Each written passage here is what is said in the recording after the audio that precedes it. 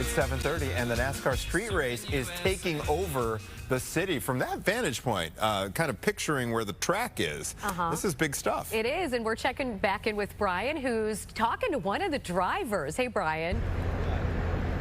Well, good morning to you guys. I'm here with Chase Briscoe, who will be driving right on Columbus Drive a little bit later on this weekend. Good morning to you. Yeah, good morning. How are you? I want to start with your day yesterday. You threw out the first pitch at the Cubs game. Walk me through that experience. What was that like? Yeah, it was super, just honestly special for me. I grew up playing a ton of baseball as a kid, so I mean, every kid, right, wants to be in the major leagues. So for me to be able to put on a big league uniform at Wrigley and walk out to the mound and throw a pitch was pretty cool. I mean, I played a ton of baseball, so it was definitely a special day. I'm glad that nobody saw it. That was like the whole goal. We're not replaying it. Yeah, nobody's seeing it on SportsCenter or anything. So yeah, it was good. And you've obviously made it to the big leagues of racing. Is there anything from baseball that applies to driving or vice versa, you think?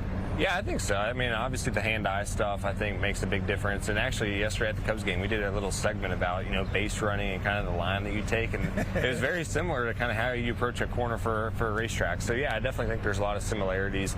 It's obviously different, right? But I do think a lot of the same things apply, especially trying to hit a fastball or whatever. It's very similar, I feel like, to what we're doing from a hand-eye coordination standpoint. From driving 200 miles per hour on the streets of Chicago, is there anything that you've learned the first couple of years of this race that you think you can apply this weekend? Yeah, I mean, anytime you go to a new racetrack, it's hard just to get the experience, right? So for me, just having 2 years of laps here, I think will definitely help. There's just little things you learn as you run, and you start to build a notebook. So I started the first year with nothing, and now I got a couple pages of notes I can go back and read. So yeah, I definitely think we should be pretty good. But it's hard. The street courses, they change every single year. The surface can change.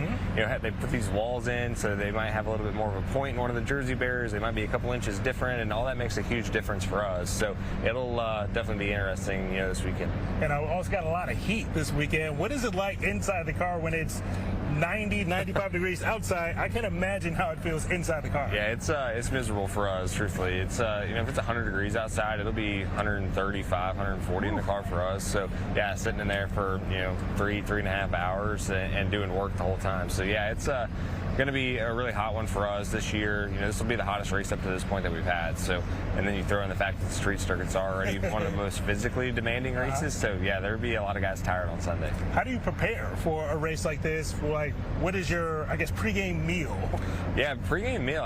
Honestly, that's a great question because it is a little bit different here this weekend. We don't have our normal stuff just because we're not at a purpose-built racetrack, right? So, but typically pasta, chicken and rice, something like that. But yeah, the prep honestly starts on Monday, especially on a week where it's going to be this hot. You're just prepping hydration-wise. So yeah, it's always a tough one whenever you have these hot races. I know we've had a different winner every year of this race so far. What do you think is the key to coming out ahead in victory lane?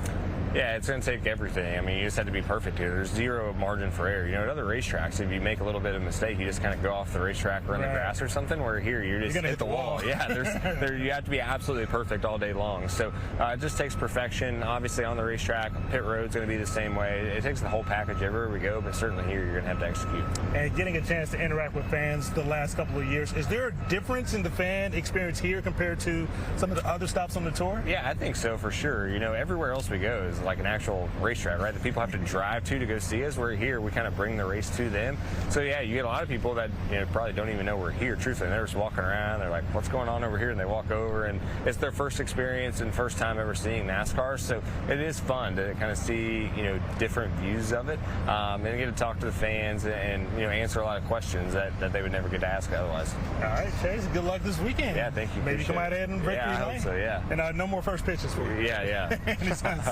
All right, you guys will have much more from the NASCAR street race here in Grant Park. Back over to you guys.